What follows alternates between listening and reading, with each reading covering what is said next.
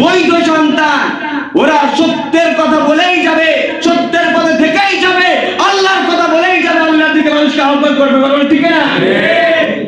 প্রিয় ভাইরা, আমি ইসলামের দিকে আহ্বান করছি না বাতিলের দিকে আহ্বান করছি? আমি সত্যের দিকে আহ্বান করছি না সন্ত্রাসের দিকে আহ্বান করছি? সত্যের দিকে আহ্বান করছি। আমি চোরমুক্ত সমাজের দিকে আহ্বান করছি।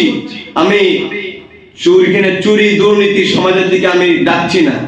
আমি বলছি বাংলাদেশ তেমন হোক যে দেশে চোর থাকবে না।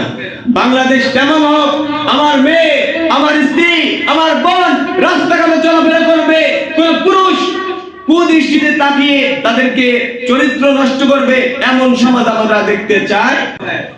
আমরা অন্যায়ভাবে কাউকে কি খুন করি? না। আমরা কি চুরি করব? না। আমরা কি দুর্নীতি করব?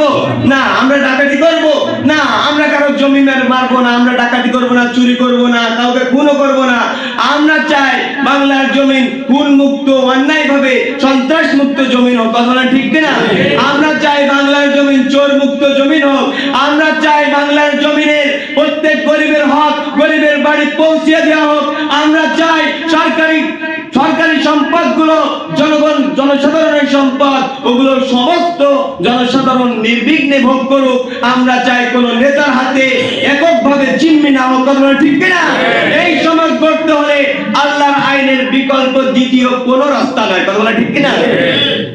সামান্য আপনার বিভিন্ন সেক্টরকে টিকে রাখার জন্য, সামান্য কিছু ইনকামের জন্য আল্লাহর সাথে মুনাফিকি করছেন। আল্লাহি আল্লাহু নাফসি বিয়াদি, এই মুনাফিকের দরুন